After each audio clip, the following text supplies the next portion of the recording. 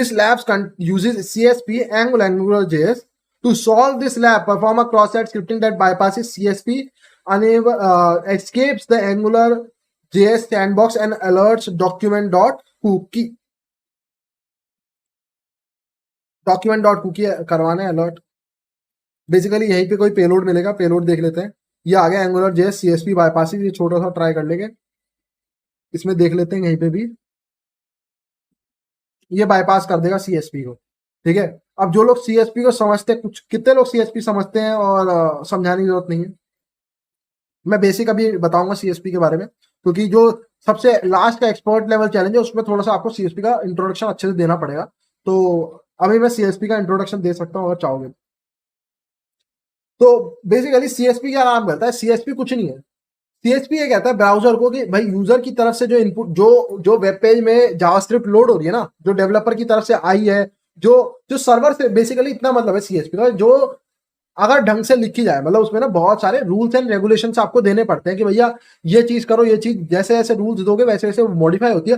पर CSP बनाई चली गई है कि जो स्क्रिप्ट सर्वर से आ रही है, जो script in the sense JavaScript, जो भी स्क्रिप्ट सर्वर से आ रही है, ठीक है, रिस्पॉन्स में, उसको तो लोड करो। लेकिन उसके अलावा अगर कोई भी स्क्रिप्ट आती है, ठीक है, कोई भी स्क्रिप्ट आती है उसकी तरफ से, जैसे यूजर के इनपुट में स्क्रिप्ट टैग्स आते हैं, कुछ और स्क्रिप्ट आती है, कोई इवेंट हैंडलर में जावास्क्रिप्ट का कोड आता है, उसको अलाउ मत करो। तो इतना मतलब होता है CSP। बस तुम्हारे CSP को कुछ बहुत कॉम्प्लेक्स कर देते लोग।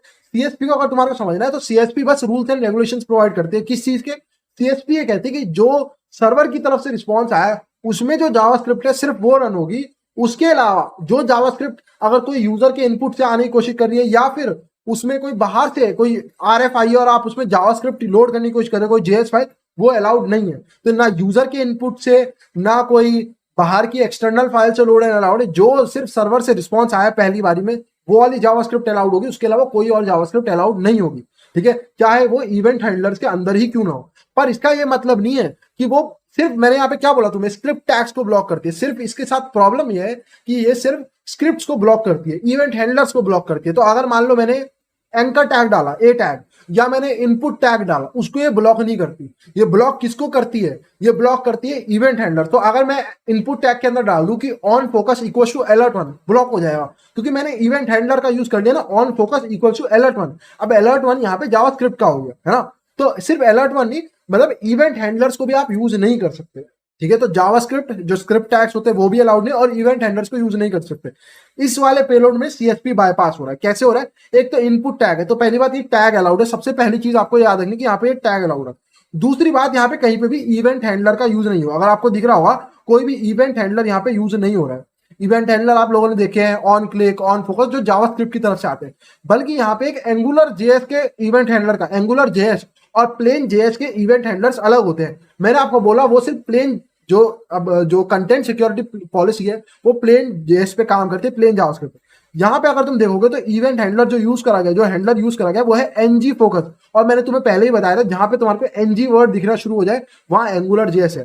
तो यहाँ पे NG फोकस, यानी कि जैसे ही फोकस में आए तो यहाँ पे एक इवेंट को कॉल करा गया है, event.compose पार्ट, और उसमें फील्ड वही। और जो ये क्या काम करता है, एक एरे देता है, $event.compose पार्ट एक एरे देता होगा।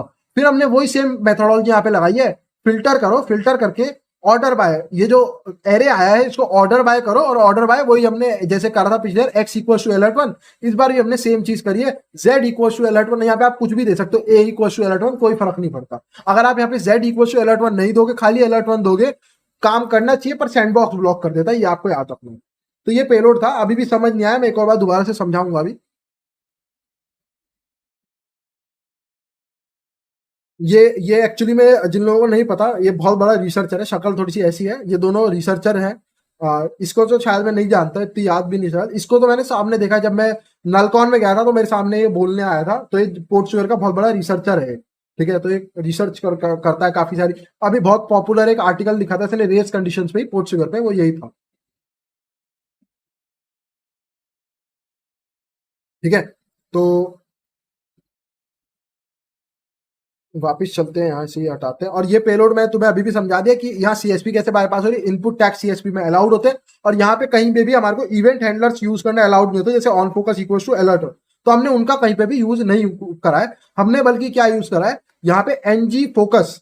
एनजी फोकस एक इवेंट हैंडलर है जो कि एंगुलर जेएस का है और सीएसपी एंगुलर जेएस पे काम नहीं करती, तो हमने उसको क्या बोला, dollar event dot compose path. ये एक्चुअली में यहाँ पे आपको एक एरे देता है, ये आपको एक एरे बना के देता है। उस एरे के अंदर डिफरेंट जावास्क्रिप्ट के डिफरेंट डिफरेंट ऑब्जेक्ट्स होते हैं, जैसे विंडो ऑब्जेक्ट, डॉक्यूमेंट ऑब्जेक्ट, वो ऑब्जेक्ट। तो ये बेसिकली आपको एक एरे देता है। फिर हमने क्या बोला, इस एरे को फिल्टर करो। फिल्टर मैंने पिछली बार भी डिस्कस करता, तो फिल्टर यानी कि पाइप की तरह होगा जैसे होता है। तो हम इसको बोल रहे हैं कि इसका जो आउटपुट है, कि ये जो एरे है यहाँ पे इनपुट की तरह भेजो। ऑर्डर बाय सॉर्टिंग में हेल्प करता है, और उसके बाद ऑर्डर बाय में आपको एक कोड देना पड़ता है कैसे सॉर्ट करना चाहते हो। तो हम उसको सॉर्ट करना चाहते हैं इस कोड की मदद से। और इस कोड को अगर आप यहाँ पे कोई कोड लिख रहे हो या कोई फंक्शन दे रहे हो, उसको अगर आपको आर्ग्यूमेंट कुछ पास करना होता है तो यहाँ देते हो। तो मैंने यहाँ पे क्या दे दिया, अलर्ट, और उसके बाद यहाँ पे जो इसका आर्ग्यूमेंट है वो 1 दिया, लेकिन हमारे को डॉक्यूमेंट डॉट कुकी को कराना है, तो मैं दूंगा डॉक्यूमेंट डॉट कुकी। ठीक है, ये समझ आया तुम्हारे को? इतना बहुत सिंपल सा था, मैंने इतना समझा दिया तुम्हारे को। अब मैं वापस ले चलता हूँ जो इसका ओरिजिनल था,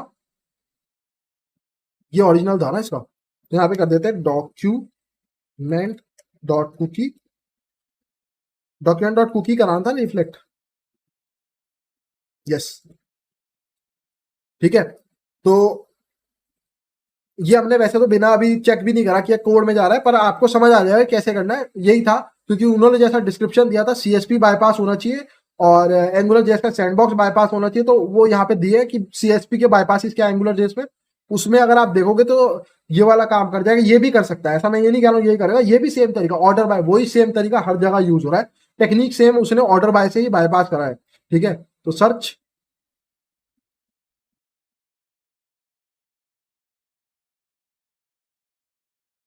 अच्छा ये एक्सप्लॉइट सर्वर पे करना है, पर हमारे को ये डॉक्यूमेंट डॉट कुकी आया क्यों नहीं? हेलो करके देख लेते हैं एक बार।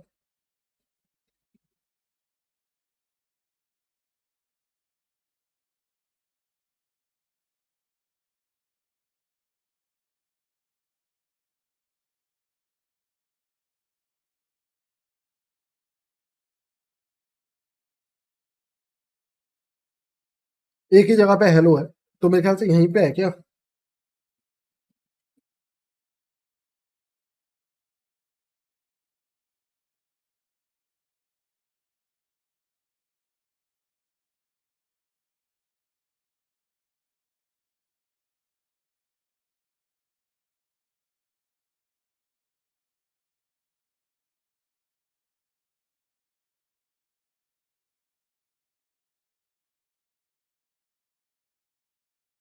अच्छा मैंने कुछ गलती करी, तो एक मिनट रुको रुको, तुम लोग बता रहे हो।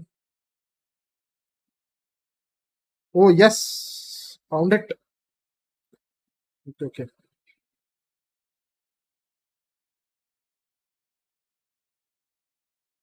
And we have our axes.